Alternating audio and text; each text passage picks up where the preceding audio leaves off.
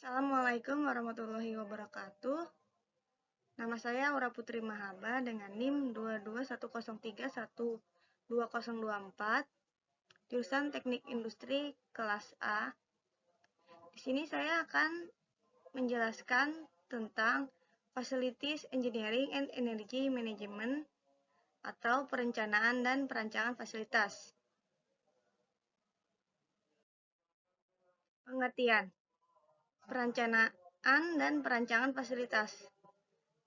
Pengertian perencanaan fasilitas dapat disebut sebagai proses perancangan letak ruangan, juga dapat di dalamnya analisis, perencanaan, desain, dan susunan letak ruangan, peralatan, dan manusia yang bertujuan untuk menaikkan efisiensi produksi dan sistem pelayanan, yang berasal dari buku Hari Purnomo tahun 2004. Pengaturan tersebut akan memanfaatkan luas area untuk penempatan mesin atau fasilitas penunjang produksi lainnya, kelancaran gerakan perpindahan material, penyimpanan material baik yang bersifat temporer maupun permanen, personel bekerja, dan sebagainya. Pada umumnya, tata letak pabrik yang terencana dengan baik ikut menentukan efisiensi dan menjaga kelangsungan hidup atau kesuksesan kerja suatu industri. Secara skematis, perencanaan fasilitas pabrik dapat digambarkan sebagai berikut. Jadi, dari perencanaan fasilitas planning dibagi menjadi dua: lokasi fasilitas, lalu perancangan fasilitas. Perancangan fasilitas dibagi lagi menjadi tiga aspek, yaitu perancangan sistem fasilitas, perencanaan tata letak fasilitas produksi, dan perancangan sistem penanganan material. Tujuan perencanaan dan perancangan fasilitas.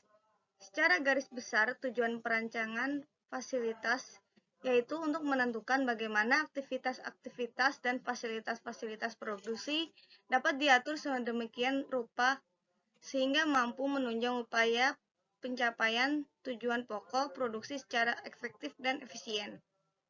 Selain itu, terdapat tujuan perencanaan tata letak pabrik, yaitu untuk mendapatkan keuntungan-keuntungan antara lain.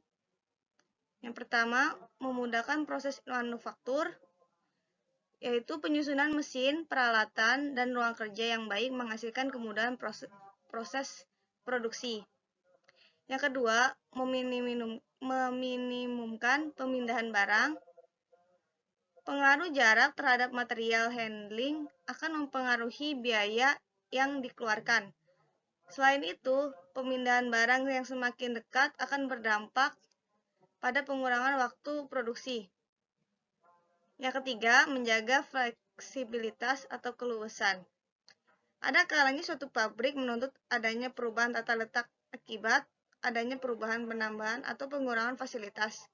Keadaan ini menuntut adanya fleksibilitas dalam melakukan proses produksi. Selanjutnya, memelihara perputaran barang setengah jadi yang tinggi. Kelancaran aktivitas material handling mengurangi terjadinya penumpukan barang di stasiun kerja.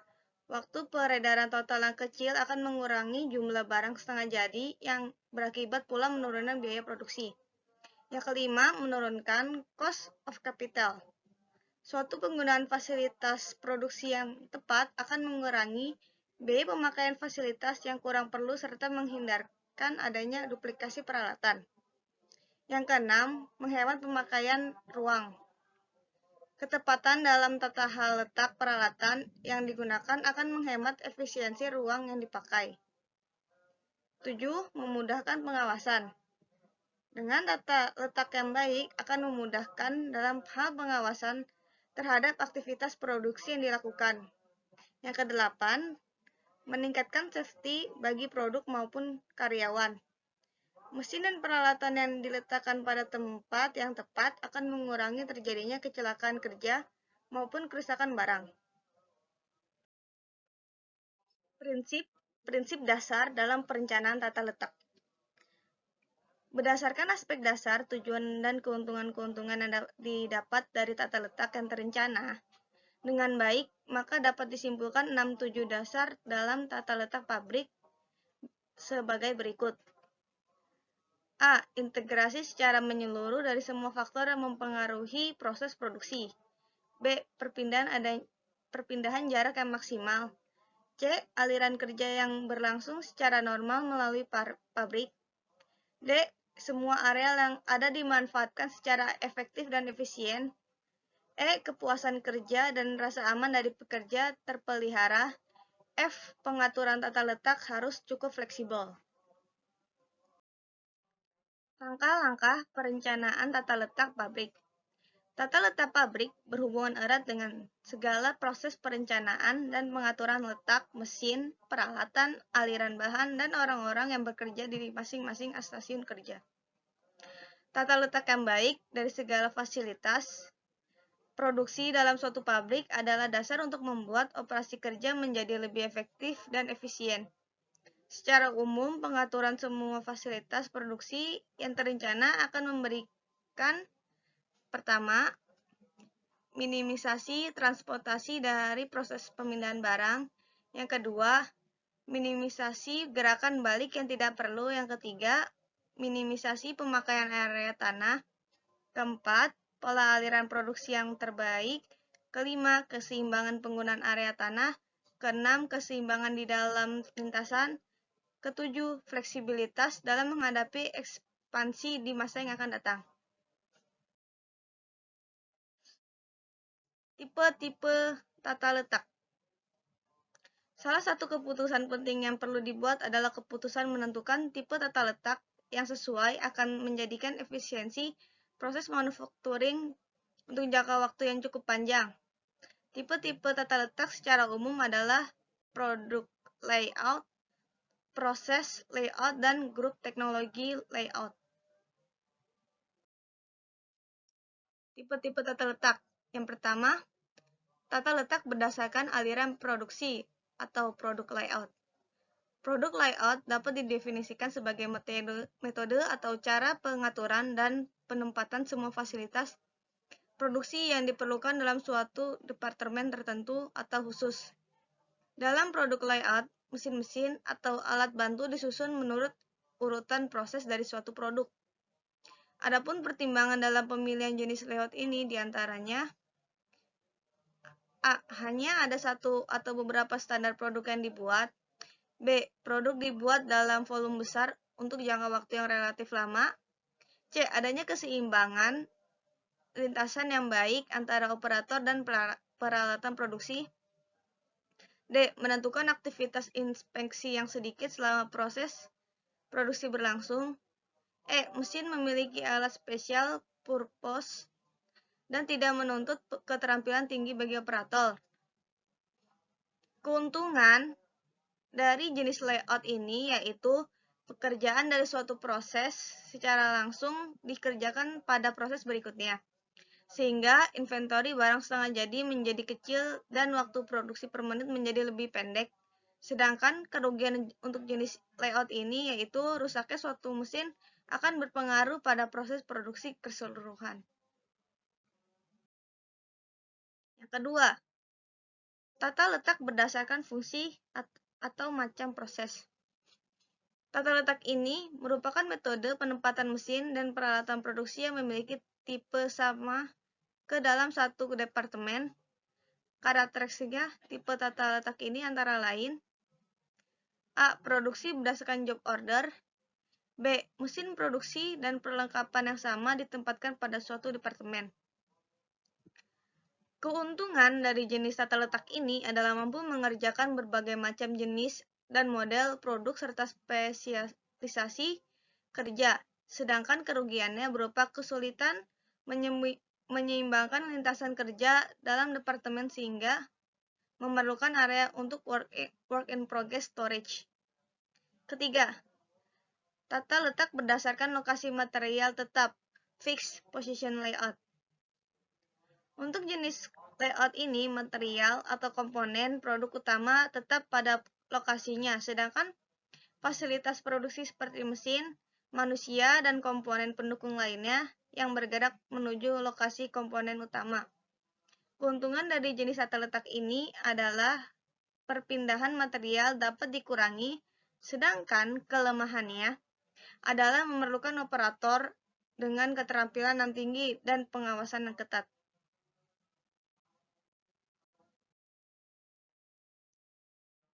Yang keempat, tata letak berdasarkan kelompok produk, grup, teknologi, layout. Tipe tata letak ini, komponen yang sama dikelompokkan ke dalam suatu kelompok berdasarkan kesamaan bentuk komponen, mesin atau peralatan yang dipakai. Mesin-mesin dikelompokkan dalam suatu kelompok dan ditempatkan dalam sebuah manufacturing cell. Kelebihan tata letak ini adalah dengan adanya pengelompokan produk sesuai dengan proses pembuatannya, maka akan dapat diperoleh pendayagunaan mesin yang maksimal. Juga lintasan aliran kerja menjadi lebih lancar dan jarak perpindahan material akan lebih pendek. Sedangkan kekurangannya dari tipe layout ini yaitu diperlukan tenaga yang memiliki kemampuan dan keterampilan yang tinggi untuk mengoperasikan semua fasilitas produk yang ada. Kelancaran kerja sangat tergantung pada kegiatan pengendalian produksi khususnya dalam menjaga keseimbangan kerja yang bergerak. Analisa teknis perencanaan dan pengukuran aliran bahan. Pengaturan departemen-departemen dalam sebuah pabrik di mana fasilitas produksi akan diletakkan dalam masing-masing departemen sesuai dengan pengelompokannya, didasarkan pada aliran-aliran yang bergerak di antara fasilitas produksi atau departemen-departemen tersebut.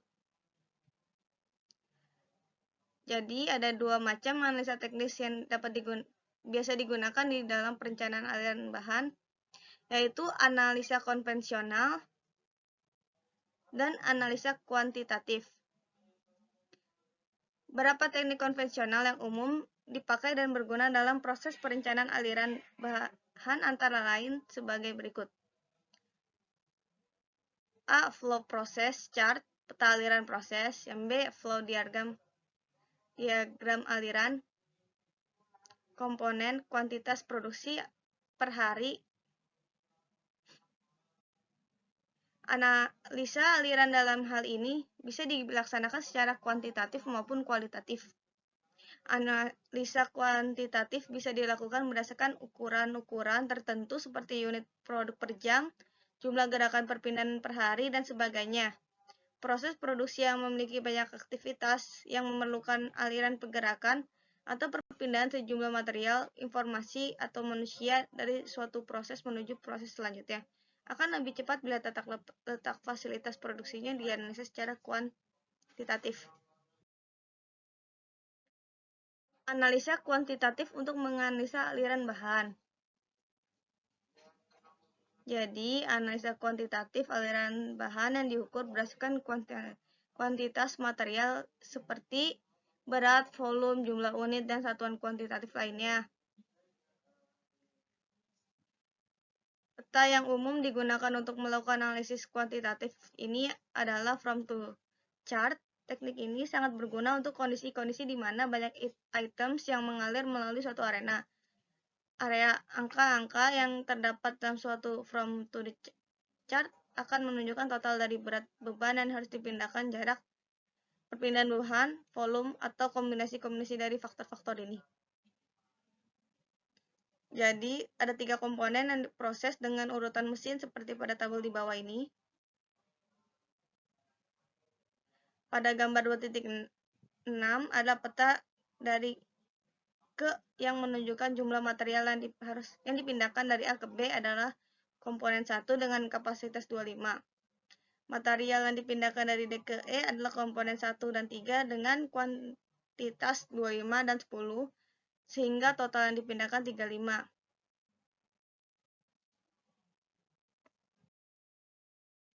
Tahapan perancangan tata letak fasilitas.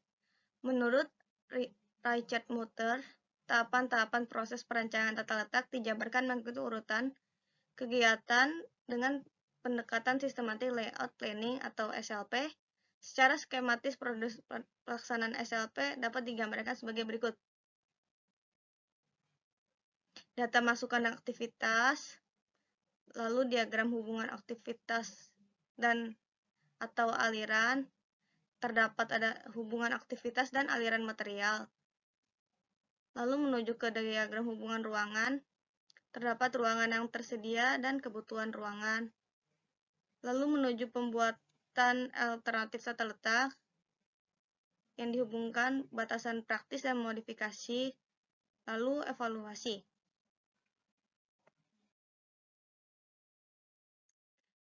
Pada dasarnya, langkah yang di atas dapat dikelompokkan dalam 3 tahapan, yaitu tahap analisis, tahap penelitian, dan tahap proses seleksi. Tahap analisis meliputi analisis aliran material, analisis hubungan aktivitas, diagram hubungan aktivitas, analisis kebutuhan ruangan, dan ruangan yang tersedia. Sedangkan tahap penelitian meliputi perencanaan diagram hubungan ruangan hingga pembuatan alternatif tata letak. Untuk tahap seleksi dilakukan dengan jalan mengevaluasi alternatif tata letak yang dirancang. Yang pertama ada data masukan. Terdapat 3 sumber dalam perencanaan tata letak, yaitu data rancangan produk, data rancangan proses, dan data rancangan jadwal produksi. Lalu yang kedua ada analisis aliran material. Terdapat berbagai alternatif aliran material yang dapat digunakan, diantaranya pola aliran garis lurus, pola aliran berbentuk L, pola aliran berbentuk U, pola aliran berbentuk O, dan pola aliran berbentuk S. Berikut adalah gambar pola aliran umum. Ketiga, metode pusat gravitasi.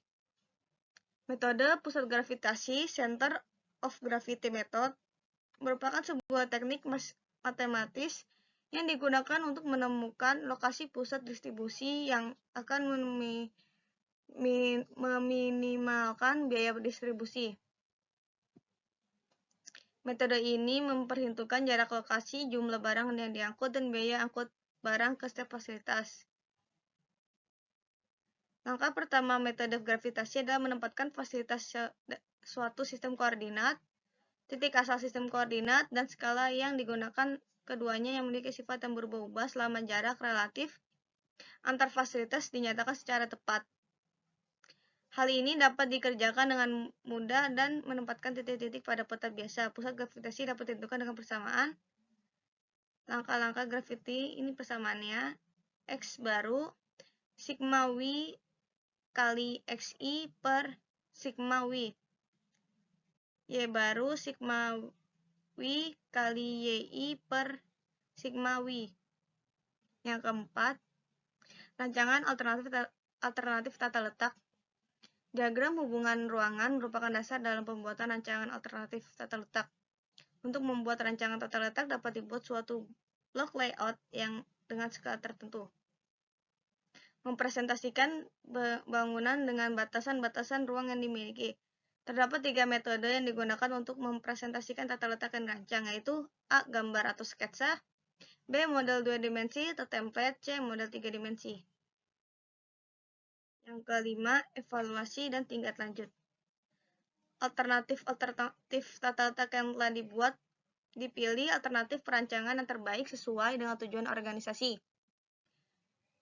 Terdapat 4, yaitu perbandingan untung rugi, B. Peringkat, C. Analisis faktor, D. Perbandingan biaya. Sekian, terima kasih. Wassalamualaikum warahmatullahi wabarakatuh.